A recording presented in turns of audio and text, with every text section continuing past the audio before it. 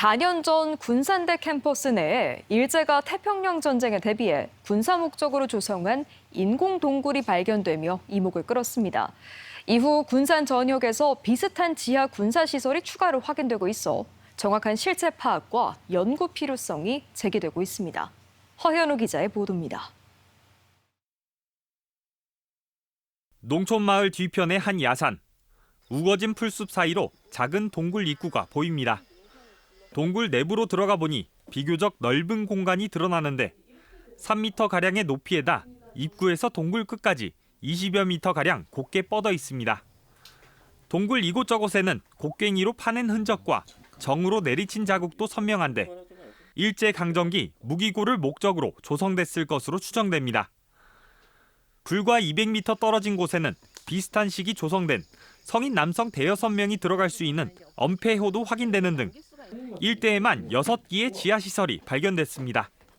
바로 너머에는 비행장이 있고요. 이 너머로는 만경강이 자리를 하고 있어서 그 방어를 하거나 그다음에 지키거나 하는 목적으로 여기에 중요한 시설들이 들어왔었을 것으로.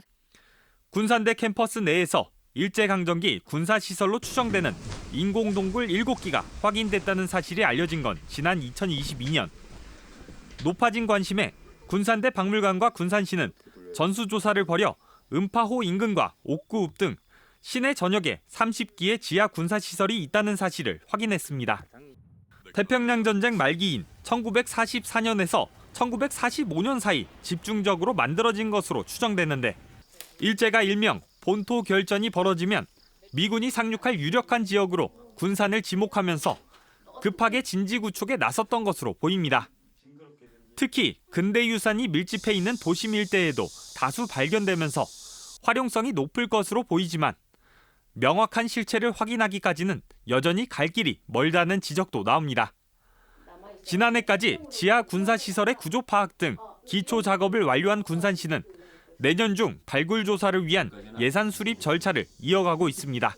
불착이 필요하다든지 그러기 위해서는 해당 토지의 소유주분들께 일단 동의를 받아야 되고요. 어떤 방법으로 조사를 할지에 대한 조사 방법 등을 연구 중에 있고 관계 전문가분들한테 자문을 얻은 이후에 특히 문헌 자료가 부족한 만큼 고령이 된 주민들의 기억을 기록해 놓는 작업이 무엇보다 시급하지만 1차 조사 이후 진전이 없는 상황.